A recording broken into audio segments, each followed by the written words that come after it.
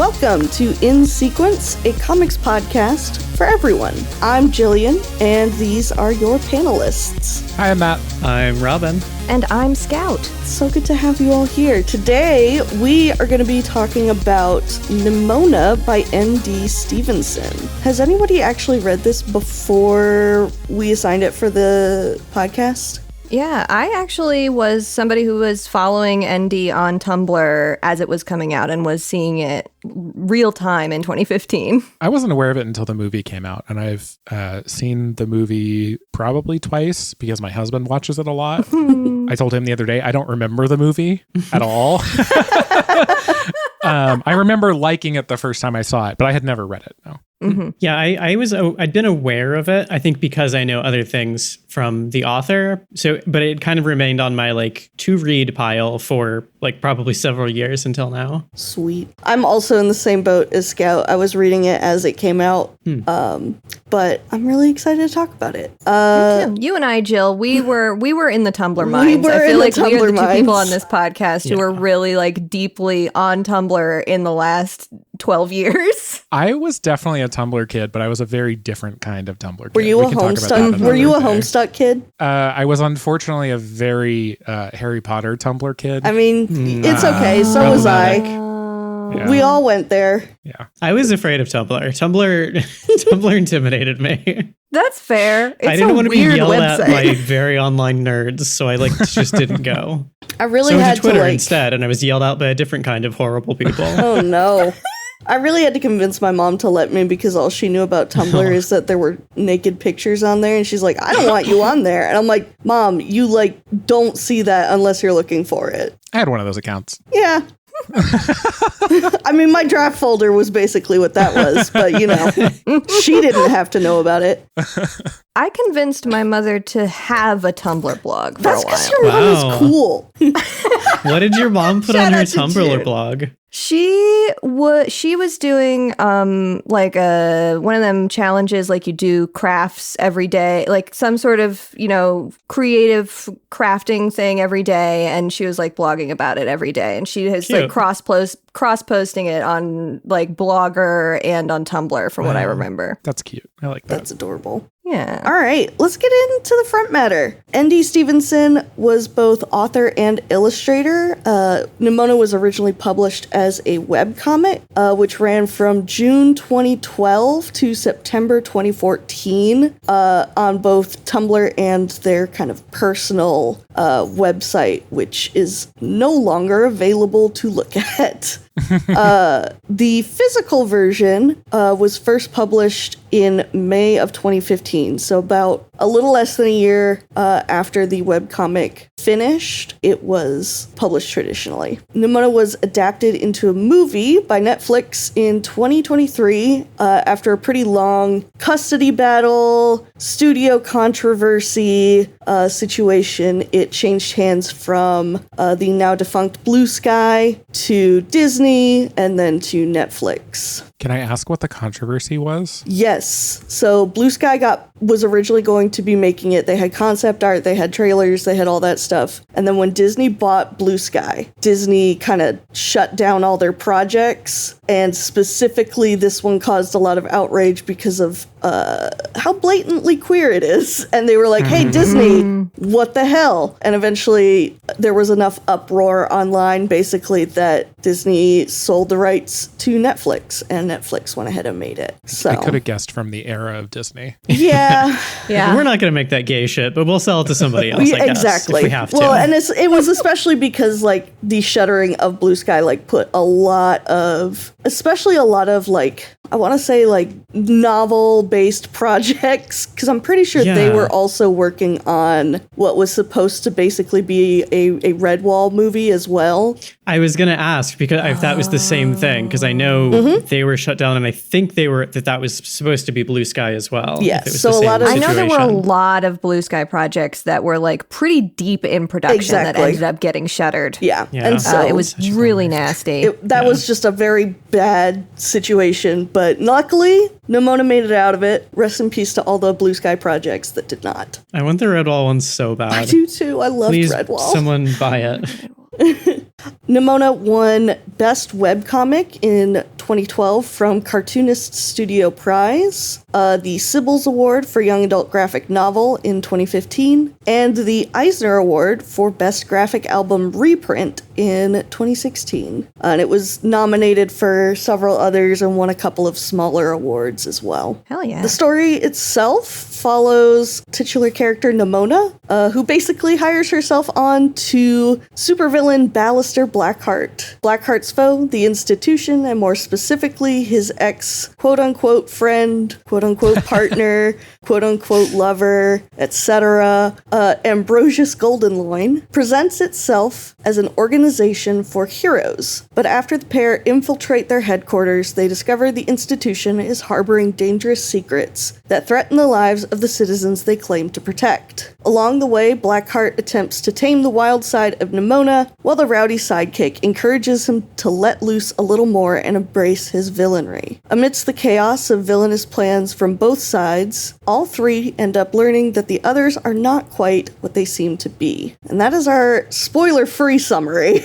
because we're going to get into spoilers, I deeply imagine. Yeah, definitely. A lot to discuss with this one, I would say. Definitely. Does anyone have anything they want to bring up first? Any, I guess, just immediate thoughts? Like, what did everyone think? I really enjoyed revisiting this because it had been a long time. I genuinely think the last time I had read Nimona was when the finale was getting posted on Tumblr back in the 2010s. And there was a lot of it that I had forgotten about. There was a lot of it that I was actually, because I've seen the movie. I rewatched the movie today to refresh my memory on it. But I also saw it last year. I really liked the movie. And I was surprised reading this how much I had seen the movie and been like, this doesn't feel like it's very much like the comic at all. I really like them individually as their own thing. And they are very different, but there was actually a lot more DNA of the comic in the movie upon rereading than I had expected there to be. I think that it is a really interesting piece and a really cool, like, this era of webcomic and this era of like a piece like this could then get taken, picked up, get posted and then get picked up by HarperCollins and published as a graphic novel itself, I think is really interesting and really fun. That publishing pipeline isn't something you really see anymore, as far as I'm aware. And yeah, I had a lot of fun with it. I think that it's got a lot of really interesting stuff to chew on in it. Yeah, I'll say one of the things that stuck with me, I don't know if your editions have this, was actually nothing about the comic itself, was specifically his story of writing the comic. There's like, my edition has this whole essay about like what it was like to write Nimona.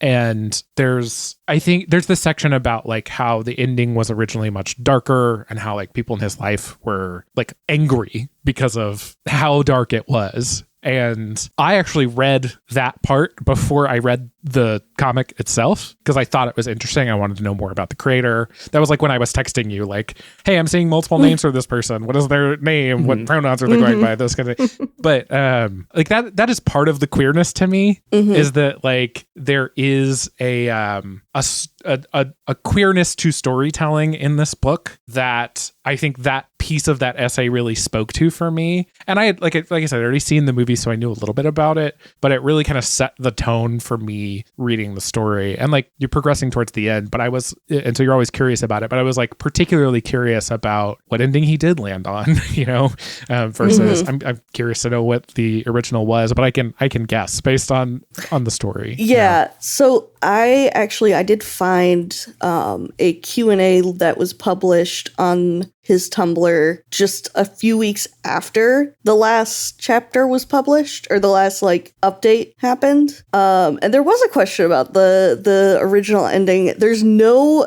like specifics, because he said in this Q&A that the changed ending is definitely better, so you're not missing out on anything, are the exact words. But they said it was the same general idea, but Nimona was less sympathetic, and at least one character did not make it out alive. Interesting. Then they said, guess which one? So I'm like, oh god. I wonder who it could be in that instance. Mm-hmm. Is this essay the same or related to the thing that I believe you shared, Scout, from ND's blog, the deep dive into Nimona? Yeah, the deep dive is what I was just going to bring up, which it was published on ND's blog and has a bunch of like progress stuff and does talk about the ending being different, being darker, and goes into that. It's probably the same story. I don't know if it's the same exact text that ended up in that, because the edition you read is the 10th anniversary edition, right, Matt? I have no clue. I think it is, because you just picked it up, right? Yeah. And it has the like the art on the side, the page brushing. Yeah. I'm pretty sure that's the 10th anniversary special edition. Okay, it's a beautiful book for what it's worth. Yeah. I have the Dead Name edition, so that I was going to say I have the copy that I pre-ordered when the book was first announced. Yeah, my library for some reason only had this one. But in that blog post that you shared, Scott, there's like script pages from the book, like non-illustrated, just the script of what I believe is at least part of the discarded ending, which I think one of the things that he says, I've talked before about the original ending being much darker. There's a question at the heart of the story: is Nimona really a monster or not? And honestly, I would have had a very different answer for you at the beginning. And I think that is part of what the other ending is answering that like more affirmative than the ending that made it into the book. He says that in other words in the essay in the book that I've got. It's a much more like personal essay than it sounds like that piece is. But yeah, anyway, I bring it up because that's what stuck with me while reading the book, because I read it first. Yeah, something that he said in the blog post that was that really stuck with me after I read through the comic first and then went back and went over this.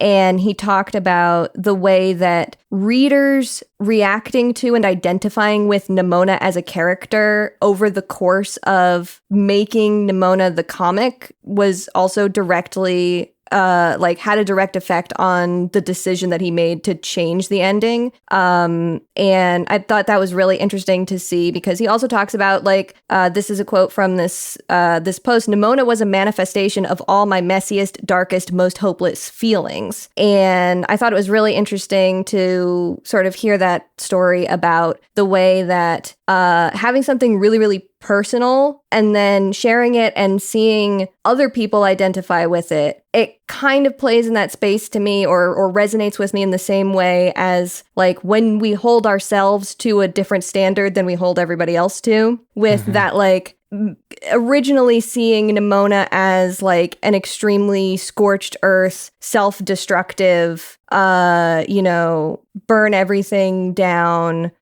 character, and then seeing other people identifying with other parts of her, softening the way that ND wanted to, the ending that ND wanted to do, I thought was really interesting to me. Yeah, to read a little bit more from that essay, because I think the thing that follows that is also quite interesting. In the process of serializing that story as a webcomic, this feeling started to shift, because when other people are reading every week and seeing themselves in Nimona and loving her and rooting for her, the ruthless self-evisceration gets harder. It was easy being cruel to myself, but I couldn't do that to them. I think that's an interesting thought. I think it gets into maybe some of my less positive thoughts about the ending that I have, and whether it's a good idea or not to let your feelings about how it's going to land with your audience affect your work. But we can get into that when we get into it. Yeah. Specifically, the ending was changed. They do call out that their sister was one of the people that specifically told them they needed to change the ending, which I think, threatened. My sister threatened to never speak to me again if I didn't change the ending. A thing that I find interesting is, in this essay, is that Indy clearly wrote Nimona as a comedic character, right? Right. But also that kind of comedic character and frankly person that I've known in real life who is funny but also self-destructive. Mm-hmm. And that is both interesting to read, right? In that like first chapter, like you don't get shark with boobs, Right. right? Without having that character. But it's also just like a nice narrative progression to seeing more of a character over time. I didn't necessarily see myself in Nimona, frankly, but I saw people I know in Nimona. And I don't know. That's part of what I, really took away from reading the book. Oh, for sure. I really think it was interesting for me to come back to it because I think I don't think I'd read it in at least the 10 years since I got the book originally.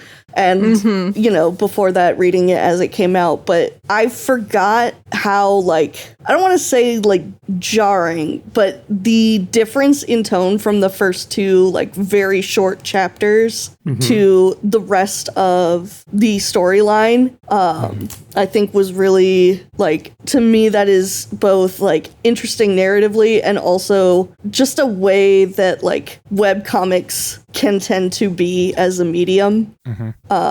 Just because, while the idea and the plot might all be there, you're not drawing the entire thing out. Not all the time. I don't know. Some people might. But from what I know, you're not drawing the entire thing all at once and then publishing them one page at a time. It's a lot of working as you go. I would confirm that as the professional visual artist here. I would confirm that. Yes. Most workflows, I would not. You're not doing the whole thing ahead of time. Maybe for a short serialized comic, but not something like this. Yeah, I feel like that's something you see in webcomics a lot, where it starts very jokey. And I mean, one thing that is very clear from this is the art style developing in real time, which is really cool to see. That was my first note that I took. Yeah. But also in terms of story, where it begins as sort of a gag strip, and then clearly he realizes as he's writing this, oh, there's more to this character than shark with boobs. As Matt says, which we got to shout out. Gets you things like Loss on one end of the spectrum. This is what I was gonna say. But it also can lead to some much better, emotional turns. Sometimes they get a little too into their own thing, I guess. But sometimes it turns out really well. I feel like I've read a lot of webcomics that begin as jokes, and then by the end, you're very emotionally invested in them. Yeah, I literally had just searched Loss.jpg. I saw you It will never go away. I saw you laughing, Matt, and I was he's thinking about Loss. I know it. He's thinking about Loss.jpg. We're never not thinking about Loss.jpg. I am fucking haunted by Loss.jpg, not just because every friend that I know knows that I will respond by saying I'm going to punch you in the face when somebody shows me a Loss edit, and so they do it because they know the reaction they're going to get. But it just does haunt me in general. The concept of Loss. My friend Alex will just invent a Loss meme out of nowhere. Oh yeah. Kids, so I don't know the whole story off the top of my head, but perhaps we should recite Loss for the listener, so that anybody who doesn't know what it is sort of has an understanding of it. There's no way this is going to be the last time we talk about Loss on this comic podcast. It will come up again, so that's a good idea. We're gonna just have an episode entirely on Loss.jpg. Oh my god. I can't do it. That'll be the series finale when we decide once we decide that we're done. You're going to make me read all of Control-Alt-Delete? Absolutely not. That's what it was. My brain was only producing Penny Arcade. Yeah. And I was I know it's not Penny Arcade. That was a different one. Mm-hmm. I will quickly summarize Loss. Yes. Control-Delete was a gaming webcomic in the 2000s. It's mostly comedy. It's very 2000s humor. Even in the 2000s, I was kind of uninterested in it. The thing about Loss is it is this this is me saying this, overly earnest piece of comics that they posted one day where the whole thing is that there's no words and it is a character walking into a hospital, talking to a receptionist, then talking to a doctor, and then walking into a hospital room with a woman on a bed. And it was literally called Loss.jpg, if I remember, like when you like hovered over it. But the whole idea is that the character Lila has suffered a miscarriage. But it was like a complete tonal shift from anything the comic had ever done. Yes, it's so out of nowhere. And also just like the guy looks like a 2000s comedy webcomic strip character. Like he just looks so out. You can't look at this character and like not think whatever's happening to him is like, and think it's serious. It's it's such a tonal mishmash that it's just become like a huge meme.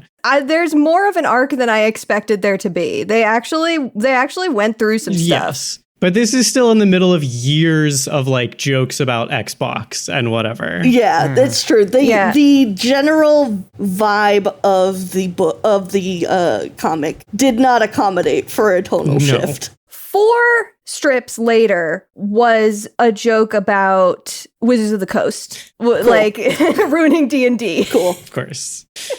There's a really great Reply All episode called Flash about Loss, if you want to go to their archives. So that's our weekly Loss corner. I can't believe we just had to explain Loss. Yeah.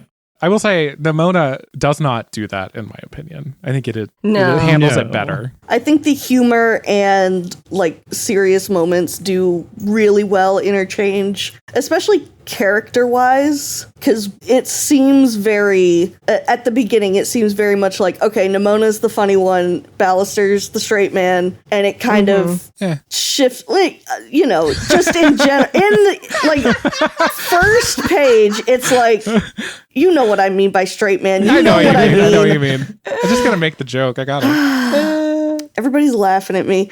No, but he seems like the serious one, because it's like, oh, here's a supervillain, and here's this wacky kid coming in, and the kid's gonna be wacky, and the guy's gonna be like, don't do that. But then it's like, oh, actually, the kid is the one that's a little fucked up. Yeah, the kid is a little fucked up. Oh, he's a little fucked up, actually. What's that image? Oh, he's just a little guy. Oh, he's a little fucked up, actually.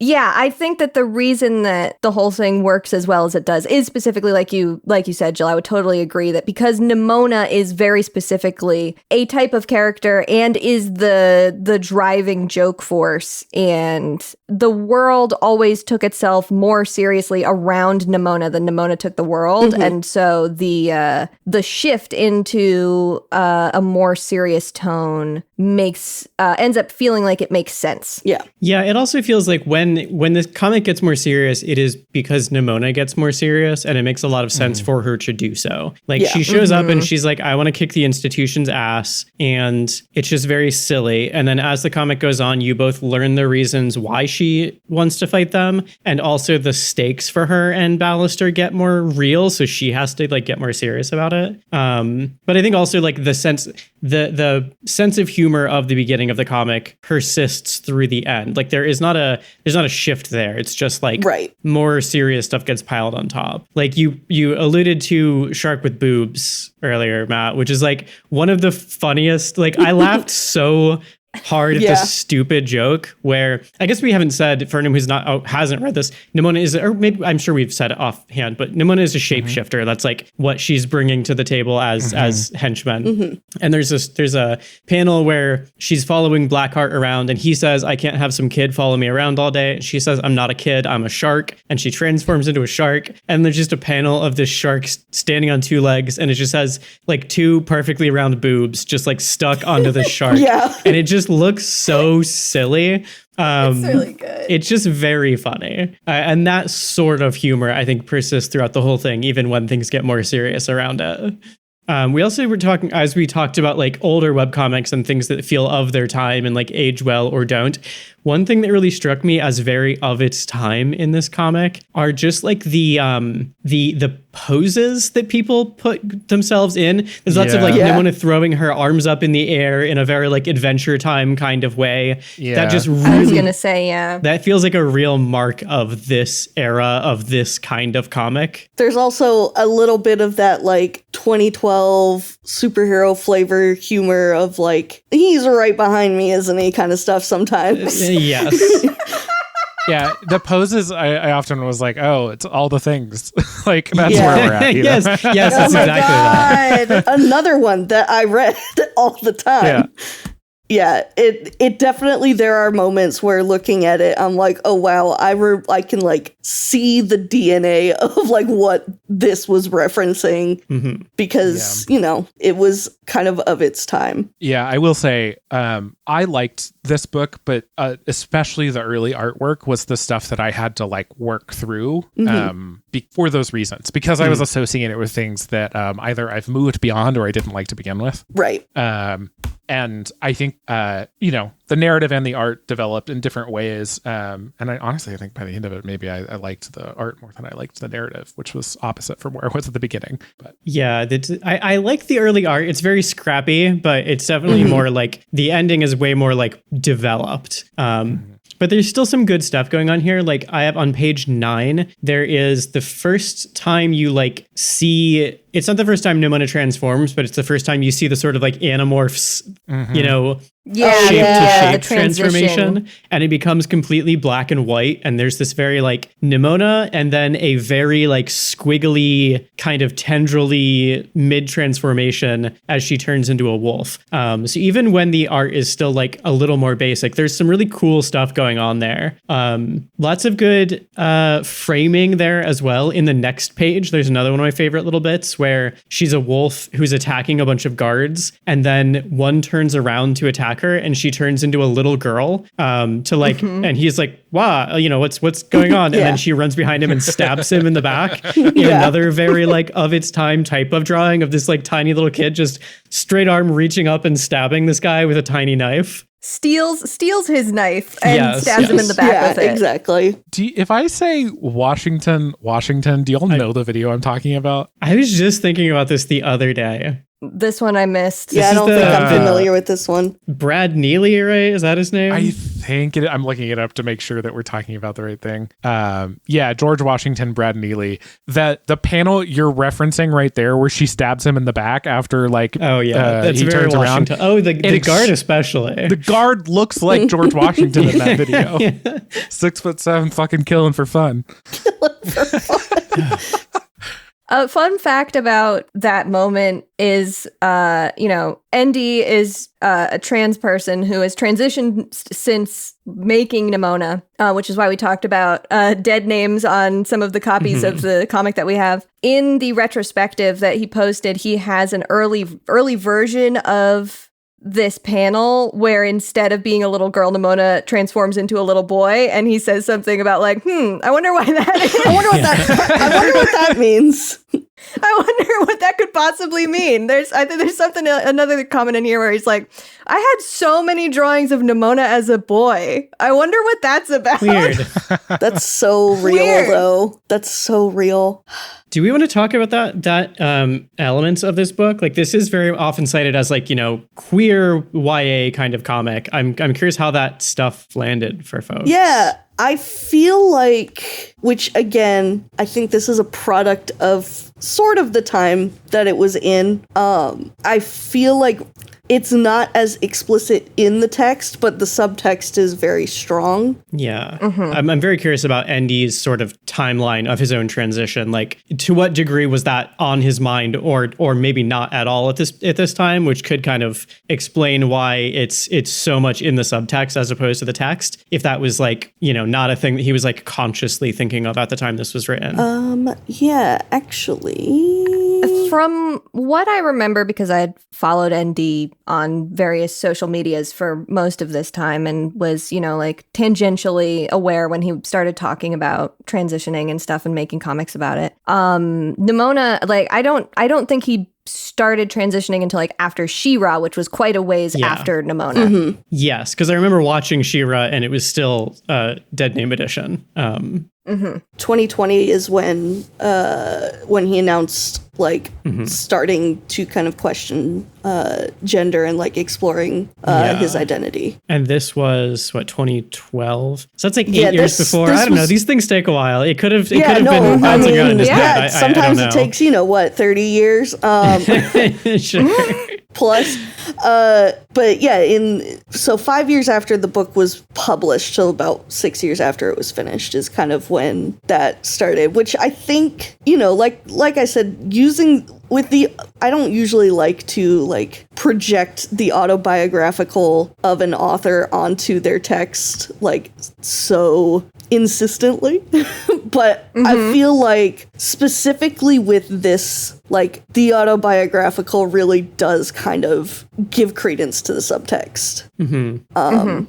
And I think that the ways in which these themes were reevaluated and pushed to more explicit extremes in the movie, for instance, which he was a producer on, also talks to, speaks to, the validity of reading it, and even though feeling like I agree that it was a lot subtler than I had expected after, my most recent sort of experience with Nimona having been the movie before rereading it for this. I was like, oh, it's not as explicit or felt, the story felt like it was exploring different things than gender as much with the comic, but I still think that a lot of the subtext definitely is there. It's not, this isn't like the fans have projected a bunch of stuff onto it that wasn't there. I think it was there, just not in the way that it became more apparent later as ND was able to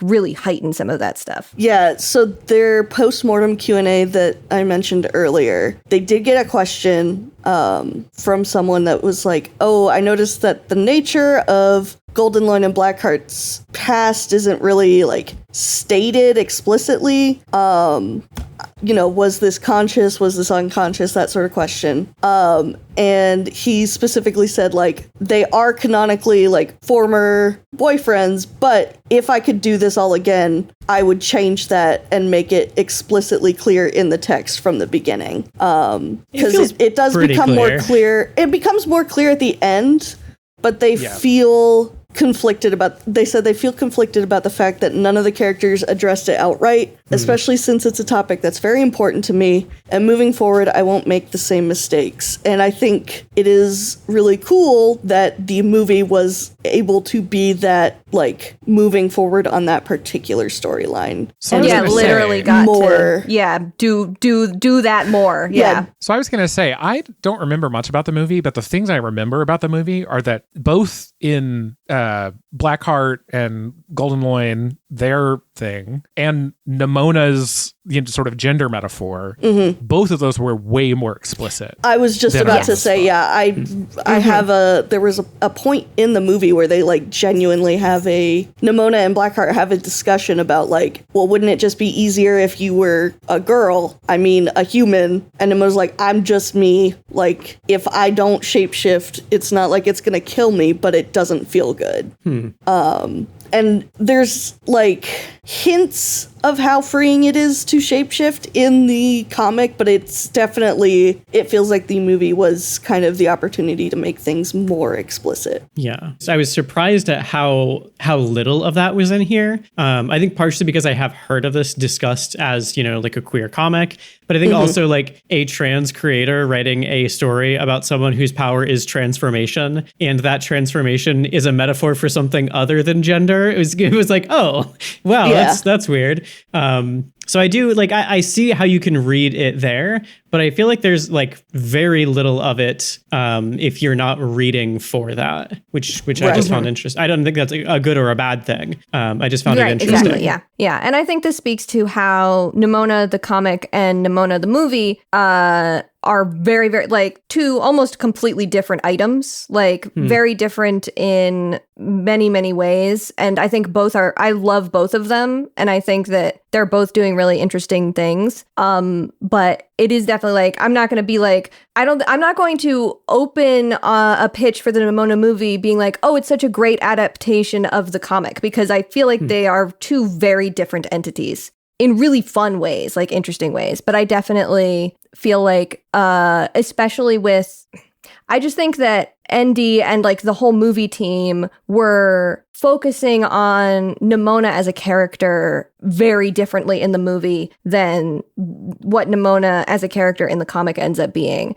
And that gave them the chance to really explore the gender angle. Like it's basically text in the movie. I was just watching it this morning and I was like, oh yeah, they're doing they're really doing the damn thing. It is about gender. It's about shapeshifting, but that shapeshifting is about gender. Right. And I think I agree. I think both stories are like really, really fascinating to explore. Like obviously not to stereotype, but you know, as someone who's experienced the gender fuckery, like, wow, weird that we're all like so drawn to shapeshifting stories. I wonder what that's about. Yeah. Like, but I do think the aspect of Nimona's shapeshifting being like a means of expressing emotions is definitely like also a really fascinating thing. So I think they both have their place as like a way to approach the character and the story. And I feel like both of them are kind of reflective of when they were created, because one of the things that I believe he mentioned about the movie was like, it's really important to me to have a movie about gender and queerness being about, you know, being hopeful in this time. And I'm like, yeah, you know what, you're really right about that one.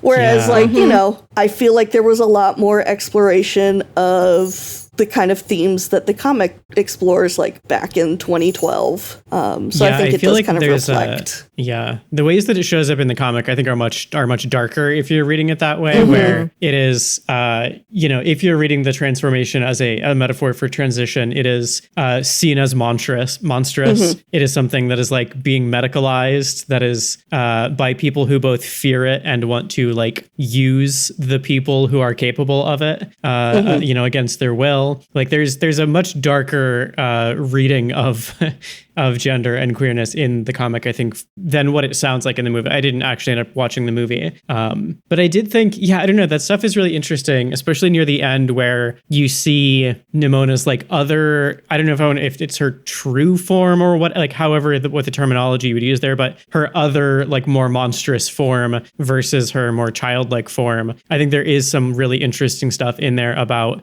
it doesn't really come to any conclusions, I think, but asking questions at least about what is the true Nimona and how do people see the true form, you know? What does whatever her true form is make other people in the world think about her? I think there's a lot of stuff to kind of chew on there, but the comic itself doesn't, I think, quite land on a solid answer. I can't find the post on Blue Sky, so I'm just paraphrasing it, but I saw a post literally like 2 days ago from somebody who was like, guys, you keep sending me all of these, you know, like you keep sending me posts or media that is about shapeshifters and telling me that it's, you know, like very transgender. And first of all, keep sending those to me so I can have them in my documents. But secondly...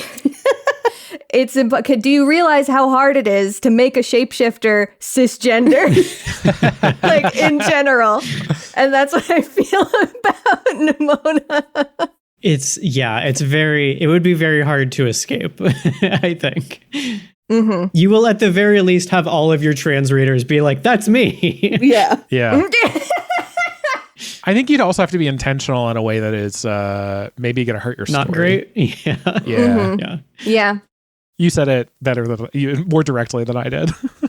It's like, I mean, it's like the Animorphs thing. It's every trans person I know loved the Animorphs as a kid. And it's like, that wasn't what she was going for. But like, if you're trans and you read those books, like you're gonna feel, you know, something. Yeah. Yeah. Nice. This is me and Jill, like, crossover briefly with Paws and Claws, our Warrior Cats podcast. Me and Jill recently have, there's been a character that we keep talking about, like, this, they didn't mean for this cat to be transgender, but this cat is transgender to me. Yeah. I actually never read Animorphs, which is I also crazy I always work. looked at the covers. I did too. Some of the covers scared me. Yeah, the covers are scary. The covers fascinated me. They like drew me in a way that I feel like is the same reaction that I have to watching Neon Genesis Evangelion. Absolutely. Basically the same story. I do feel that about Evangelion. I read whatever Animorphs book that my library had at the time growing up. So I read them very like piecemeal. Sometimes I got some that were in a row. Other times I skipped 20 books, you know, like, and I didn't read the last one. I just kind of like, they were good on their own. And I would just kind of like pick up context. Frankly, that's part of why I think that I enjoy American comic books. But yeah, I don't know. I loved Animorphs as a kid, even if I didn't, you know, read them all in order. I was obsessed. I read all of them. Yeah, I think the reason I never made the plunge into it was I had the opposite experience to you, Matt, where I would see that I couldn't get the first one, and I would be like, well, I can't do that. I have to read the first one first. What's your favorite Nimona haircut? Ooh. I like the last haircut a lot. The last one's real good. Is that the purple one? I'm not the purple, but the shorter, the shorter like, the look. more mohawky. Yeah, the like shaved mohawk. Yeah, like, I was gonna say the shaved mohawk one is my favorite. Yeah, good. the like Hime Bangs look. It just feels often a little bit too I just note it sticks out to me too much. Like I notice so often the mechanics of the haircut with Nimona, like when Nimona has the little tassels. I'm like when I look at Nimona with the tassels, I'm thinking a lot about that haircut of like how does it work? So I think that's why I like the one that's just the one little front poof. I do think she looks real cool with the tassels in purple, though. Yeah. I mean, tassels in purple is a great look, too. The purple is a really good look on her. Yeah. Did we bring up, like, there's a note about, I think it's from the early pages. I think in one of the, either in this Q&A or somewhere, I think it was in the Q&A that Jill linked to on Tumblr, but ND talked about that Nimona's pink hair came originally from, like, that he was using a pink pen to draw her.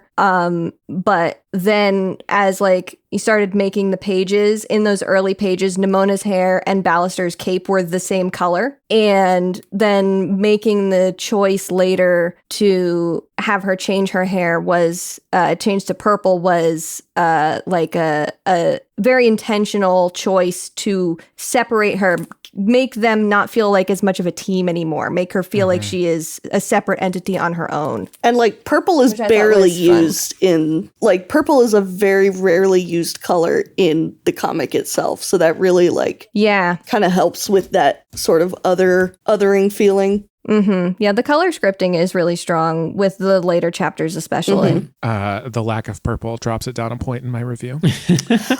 Purple is my favorite color. I do love purple. You'll notice that as we pick out American comic books, if there's a lot of purple, I was gonna say there was a lot of purple in that Nightwing edition. That at least I know this about myself. You know what? Purple is a good color. It's a good color. No, I love that. I love the color story that you mentioned that he talked about. I read that note earlier. It made me wonder if there are other things like that, because he specifically brings up in that quote that like teal and aqua is associated with the institution, and it made me wonder, like, are there things about like Goldenloin, for example, right, that that change as like his relationship with Ballister changes, right? I'm not, frankly, like smart enough at looking at pictures to be able to notice that kind of thing. But I just wonder if some of that's in there. Yeah.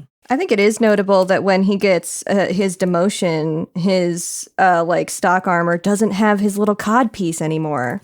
What's he hiding under there? I did not notice that. Wow. I think about That's the one little of my Goldenloin favorite- codpiece way more often than I have any reason to. That's one of my favorite. It's always been so funny to me. One of my favorite little jokes is that is the codpiece, and specifically that the news broadcast where it's like, and next up we talk about our deep dive on Goldenloin's codpiece. What's he hiding in there? And then what was the guy? There was like another knight. His name was what, like Manly Girthrod or something like that. Yes, I remember that. Oh my god, I'm not immune to a dick joke. I love the newscasters generally in this book. I thought it was really interesting. Like, it's a common trope, but I thought it was a really interesting way to do storytelling that I'd not really seen in like comic books a lot. But also, I don't know, sorry to get dark and real, but like we just had the situation with like Colbert getting canceled. Yeah. For pissing off the Trump administration. Yeah. And watching the way that the newscasters in this story change as the institution takes more control over the media over time felt relevant to the particular moment. Yeah. I do want to touch on the setting itself, which I think has always been one of the standout things about Nimona as a comic. And I think was very different, but still used a lot of the same elements in the movie that I really, really like. And that is this weird fantasy tech, super high tech, but also medieval fantasy mix is like so makes my brain go burr. I love it so much that they are walking around wearing armor, but also they have like their Laser little guns. tablets that are telling them information and their flat screen TVs. I think it's so fun. And they're doing video calls in thin air. Like, They're doing video calls in thin air in their armor. Yeah. I love stuff like this. What I was thinking about while reading it was like, I've never seen, that's not true. I can think of an instance where I've seen this, but the technology didn't match. But I've never seen technology be modern and like medieval trappings be used as culture rather than a technological limitation. Does that make sense? Yeah. Actually, it's very that's like one of my main complaints about Naruto is really? randomly there is just a moment where it's like, oh yeah, we have this like super crazy technological advancement, but we're all over here throwing kunai at each other. Yeah. And I'm like, you guys have computers. What are you doing? The example I thought of was A Knight's Tale. Oh, right? yeah. Where like there's some anachronistic stuff going on there. But in there you're still limited, like there's still limitations of technology in that story. Yeah, and I feel like the anachronisms are done for a different purpose than in this.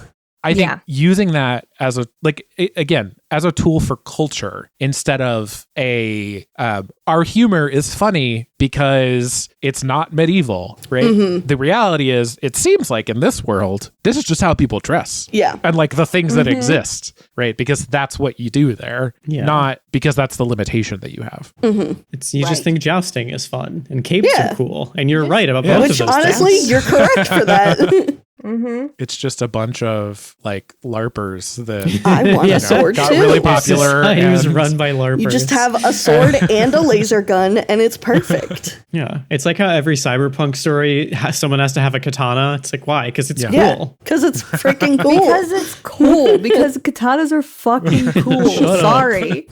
I would love to just tee up more Scout art thoughts if you have them. You mentioned the sort of color shift earlier. I don't know if there's anything else like that caught your eye. Yeah, I don't know that I have anything like, I don't know that I have a lot of like salient thoughts about symbolism here, though obviously there is one, but I just keep coming back to the scene where Goldenloin and Blackheart are each on opposite sides of like a sci-fi fantasy orange prison, energy wall. When Blackheart's in the holding cell, and I mean it's being used there very clearly to literally put a barrier, but also like visually put this barrier between them, and the way that it swaps back and forth with like seeing their color palettes through the orange wall. I just keep coming back to it. There's something about it that is really compelling to me.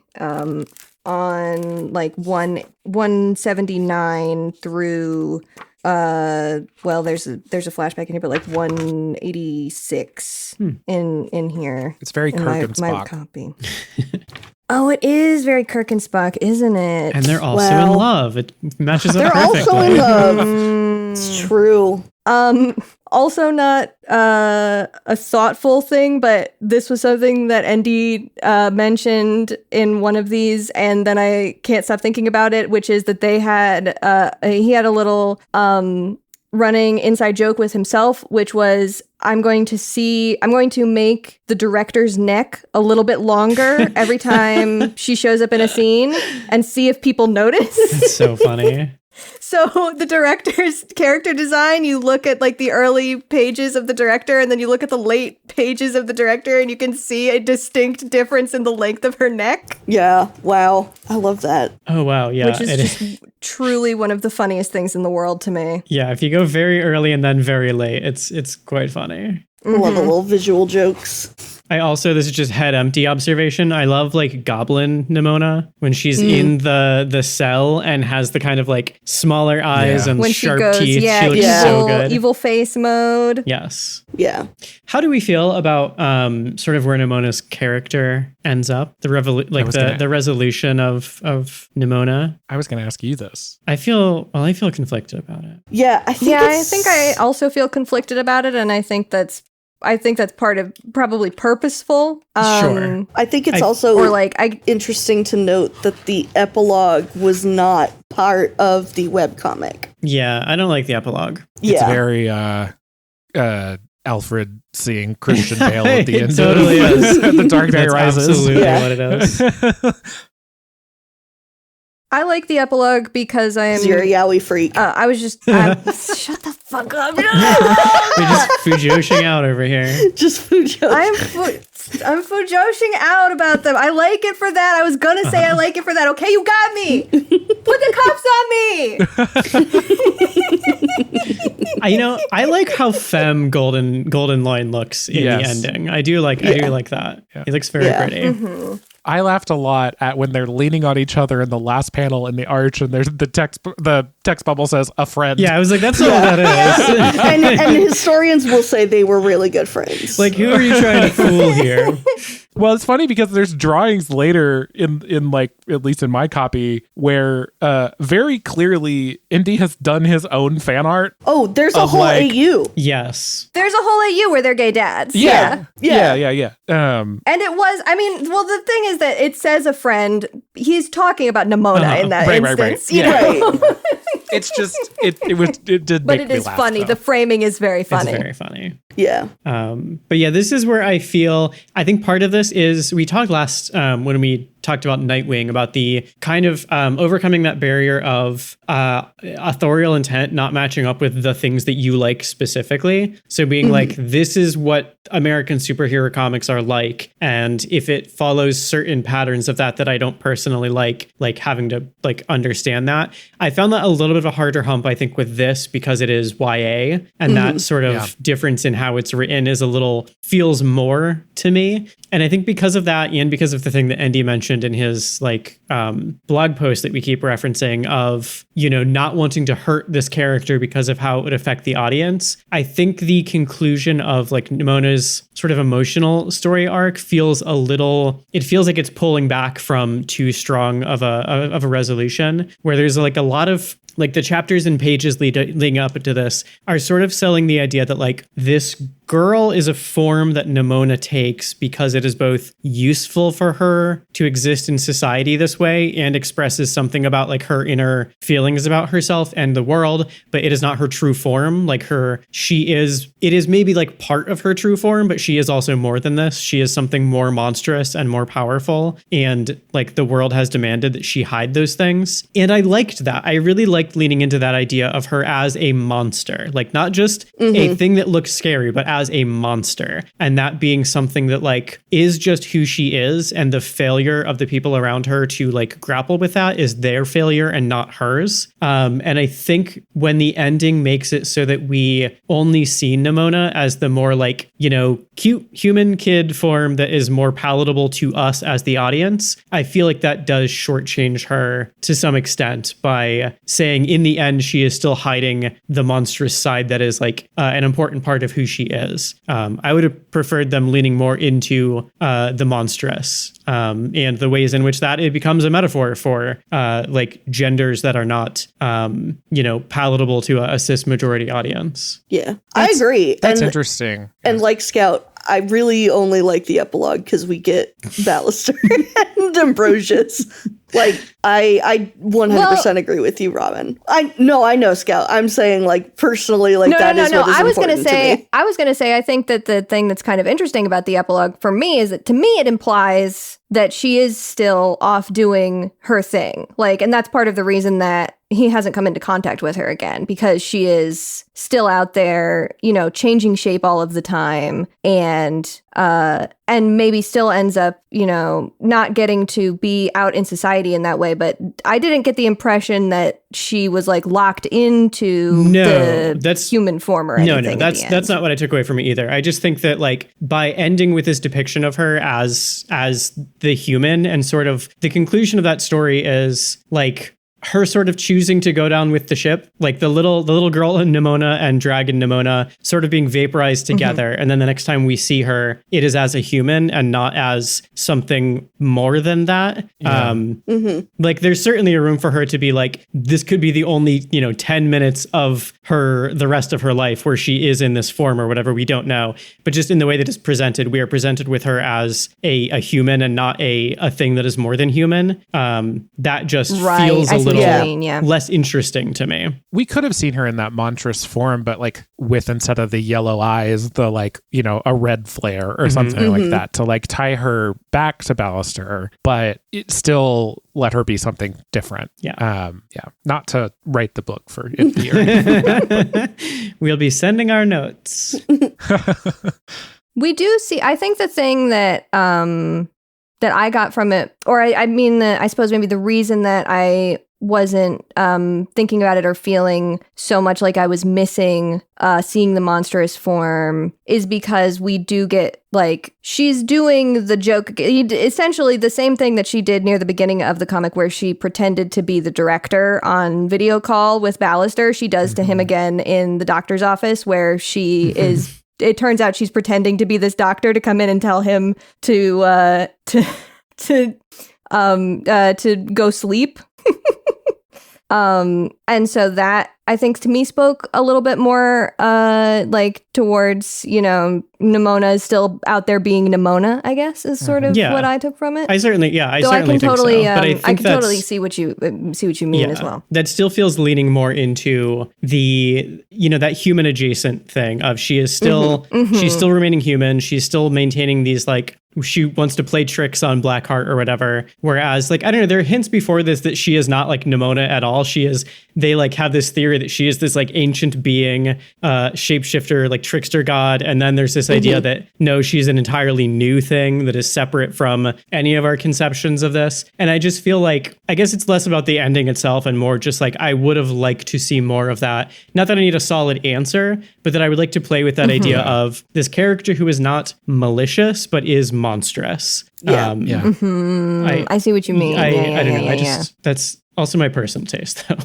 No, I appreciate that, because I think the approach that I took to reading the book was more of like Nimona's feelings about herself, and more of like extremely emotional about like her working through some stuff, right? Yes. Whereas I like being kind of pushed to think of it this way, because what it's making me think of is the way that queer people's existence is sexualized to then treat us as, awful or monstrous. Let's go with that word. But that also means that, like, we're not allowed to treat like weird sex stuff as valuable and good and interesting, because it like weirds the straights out, Yeah. And the reality is that like it is weird, but it also is good and valuable and beautiful and interesting, and there's value in being that. So I that is something I personally believe in, like pretty strongly, actually. And so I don't know, being pushed to think about it that way is interesting to me. Yeah, I think what you said, like, this is, it's using the transformations and like the changing of form to represent like things about Nimona's self that she might not like. It's the sort of negative emotions and in a way, like I think the way that a way to read this is she has to get control of those things like the dragon because they represent negative sides of herself. It's just personally more interesting to me to say, like, what if the dragon is fine and it's the fact that we don't allow people who are like that to be like that? Like that disallowing is itself the problem. That's just a more interesting story to me personally. But I also think when we were in the YA form, that's a tougher sell, I think, than the reining in sort of reading of it. I do think that the movie actually goes that angle a lot more than the comic itself does. Yeah, I was going to say I don't know that it is. I think that like there's room for YA there's room in YA for that kind of story. Mm-hmm. In fact, I think YA uniquely is allowed to push boundaries sometimes that other genres are not. There's limitations to that because of parents and all of the above, and like again, people being afraid of queer people. But I don't know. I think there's a lot. I think there's a lot of space for that kind of story, and like maybe there's space for that story with YA readers by the time that movie comes out versus the time when this was published. That's or maybe there's space in ND's head for that story as well. Yeah, because he does talk in that blog post about like for him, a lot of that transformation is like he says, Nimona was a manifestation of my messiest, darkest, most hopeless feelings. So it makes sense that if you start the story that way, those feelings become something to overcome because you're seeing the parts of yourself you don't like. Whereas if you maybe had more distance from the characters you were writing it, you might come to a different conclusion. Yeah, the whole Celeste of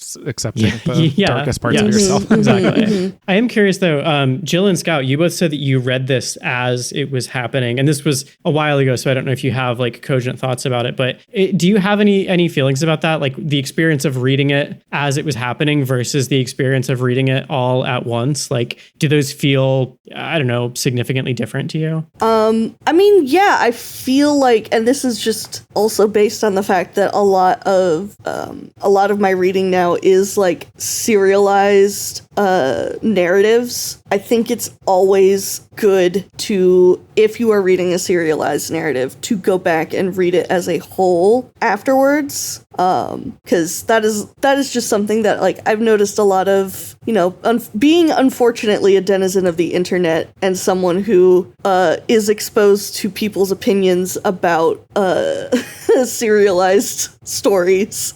A lot of people will be like, well, they didn't address this, and they didn't, this chapter didn't do anything, and this was, I don't understand why this is important or where this is going. And I think it's fair to kind of want more out of an update, but I also think it's really good to like see it as a whole. I think reading it, I don't remember like a lot of when I was reading it as it came out. I think when I was reading it as it came out, I felt less like engrossed in the narrative. It was more of like, oh, fun new comic is out today.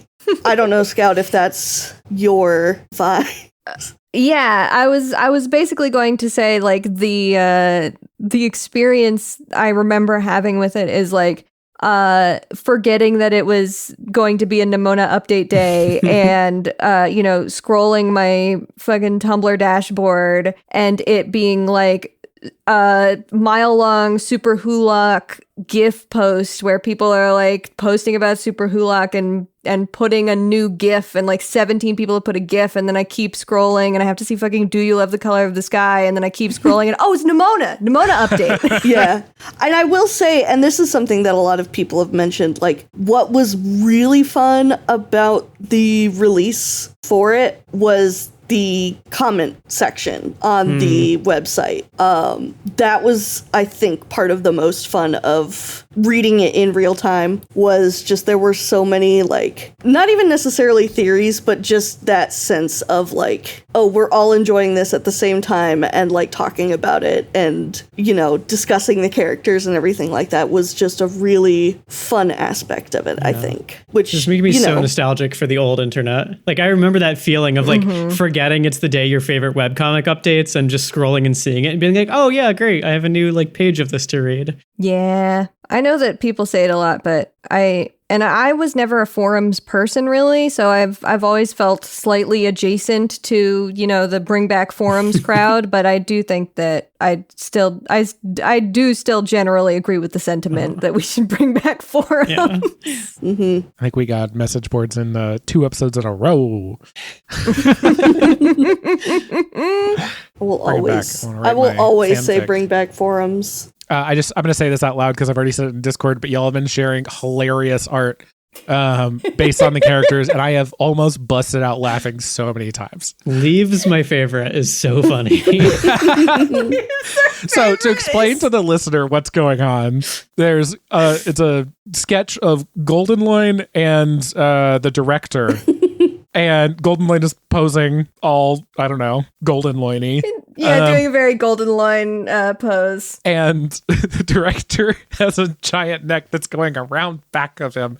And a text bubble that says, "Stop doing that." And then the next one is just we know it's the director vaguely. But her neck is just a straight line, super tall, and then her head is in the tree, and it just says, "Leaves, my favorite." Leaves, my favorite. I love Giraffe Director. He also So good. sent us a Goldenloin pinup. Yeah, you can buy that. Blackheart pinup too. Yeah, there's two pinups. I just had to share the Goldenloin one because it very much centers the codpiece. It does. And I had to do that for Scout.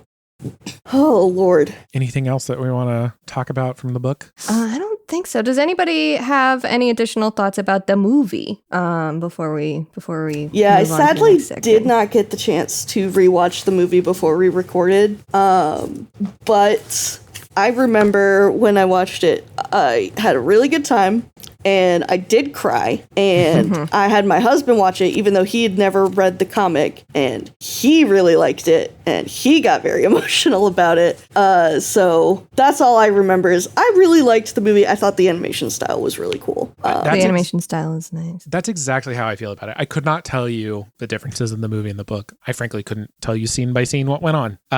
But I remember loving it a lot and being emotional. I also remember, was there a story that was there was a tournament to become like a certain level of knight or something like that? There was some sort of different thing with how Blackheart lost his arm. The setup is different. The setup is that there is a to be a knight in the kingdom in the movie, you have to be, it's a bloodline thing. You are the descendant of knights that are the descendants of knights going back 1,000 years, to Glorith.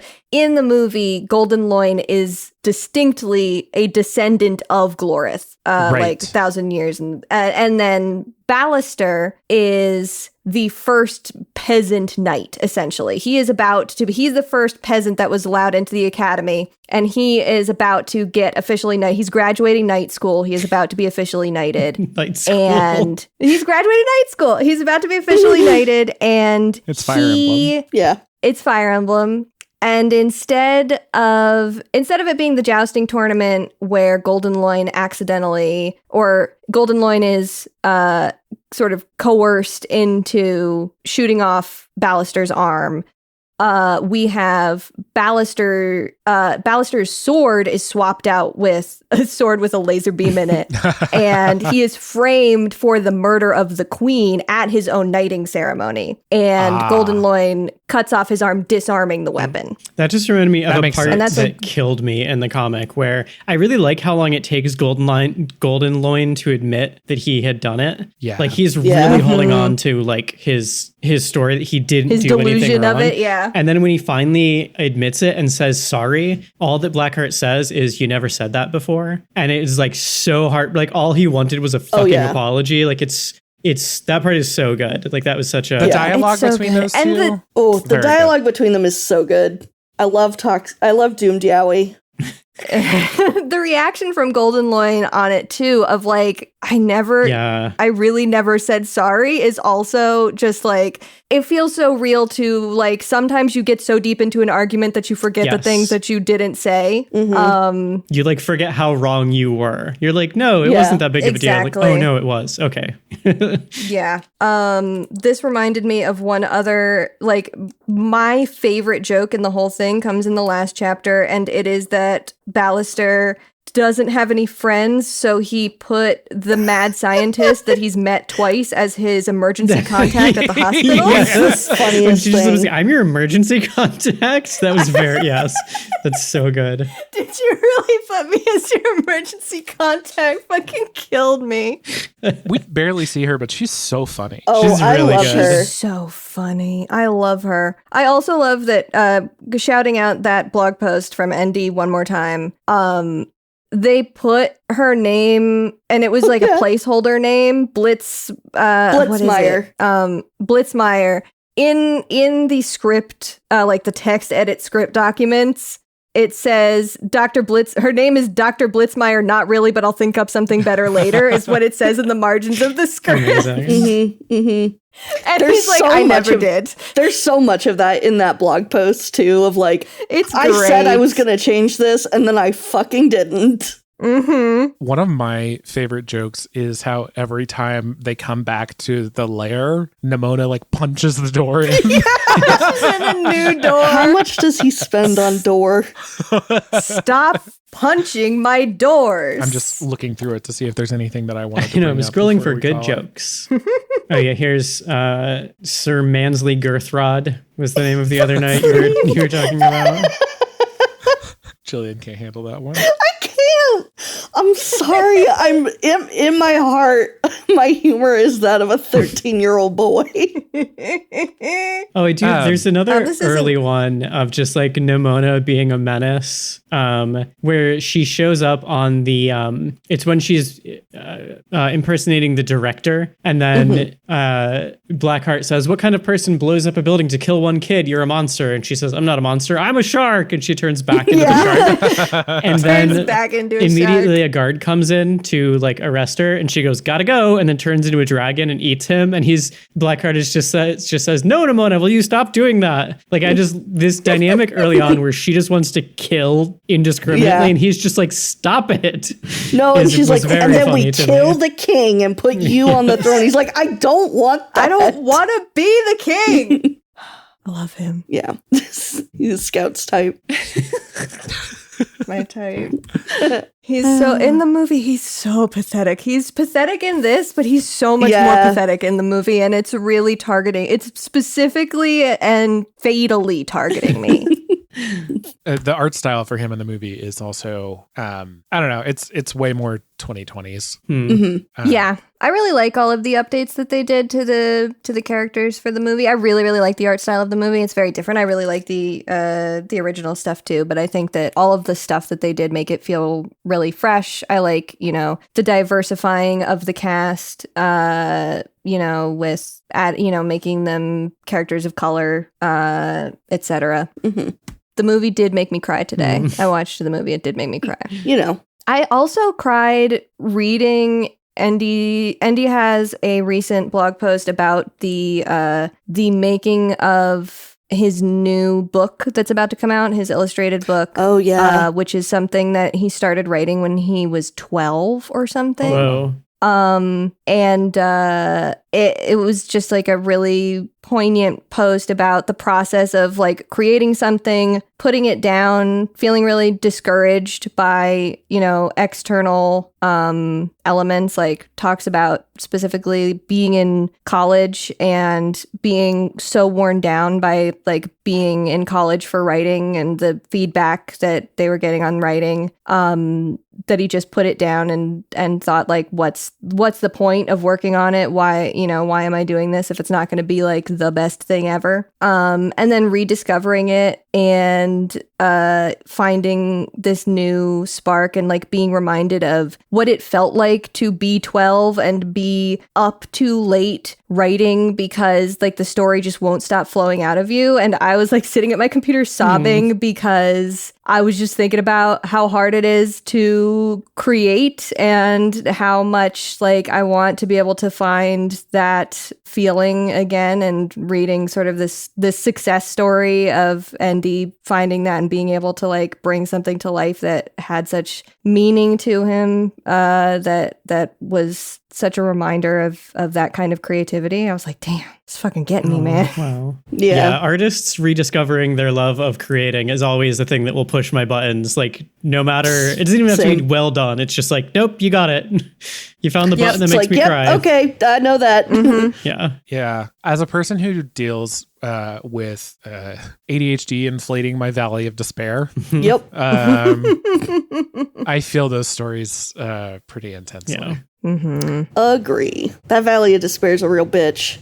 Yeah. Do we want to use that to get into our further reading? Yeah.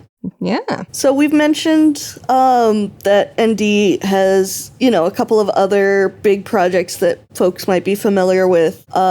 So we just want to kind of point out some other things if you enjoyed Nimona, or if you want to like read more stuff by ND Stevenson.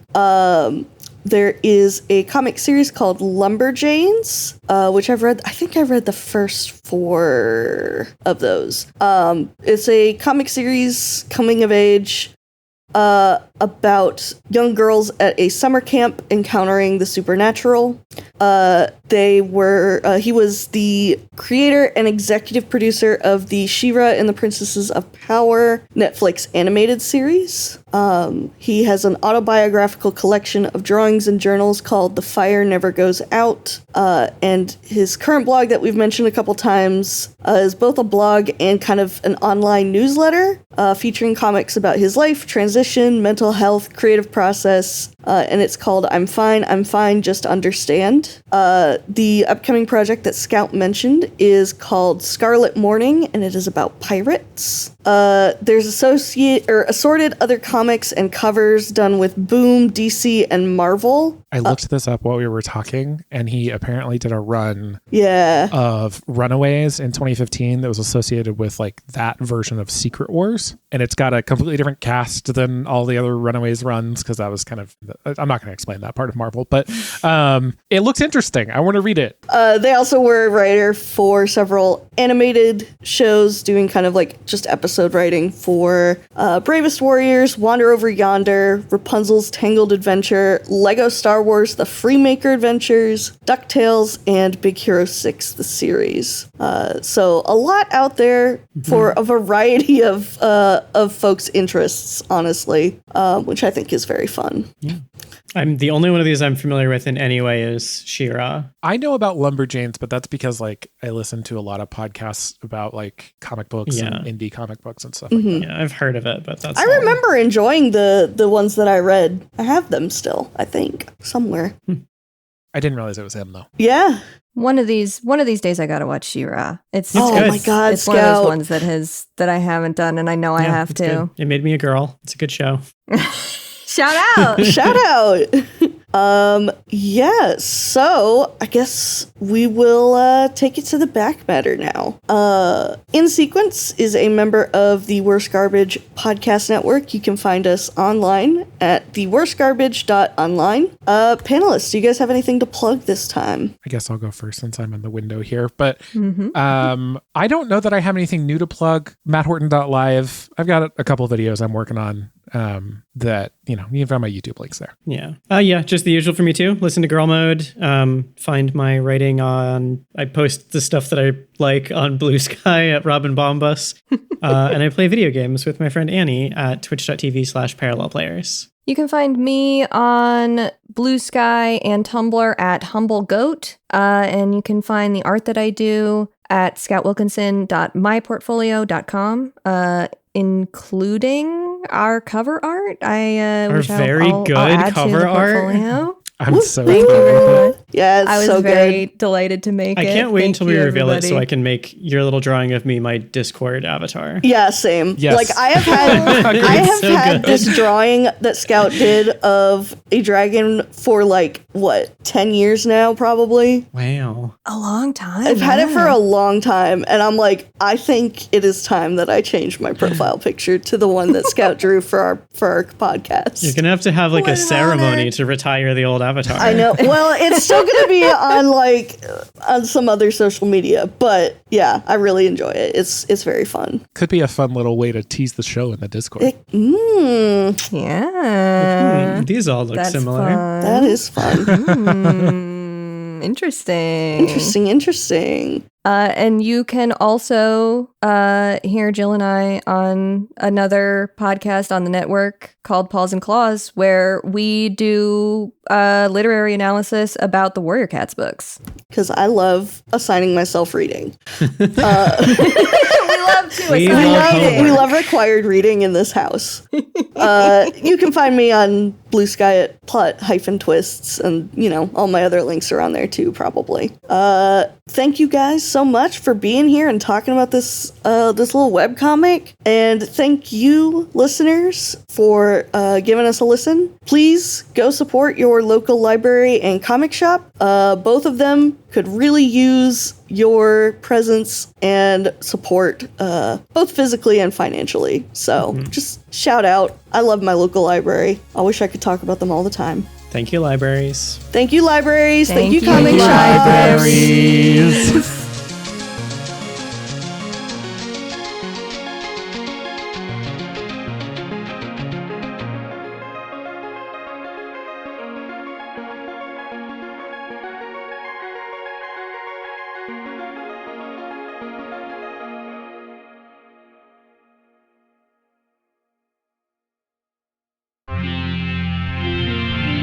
TWG, the worst garbage, online.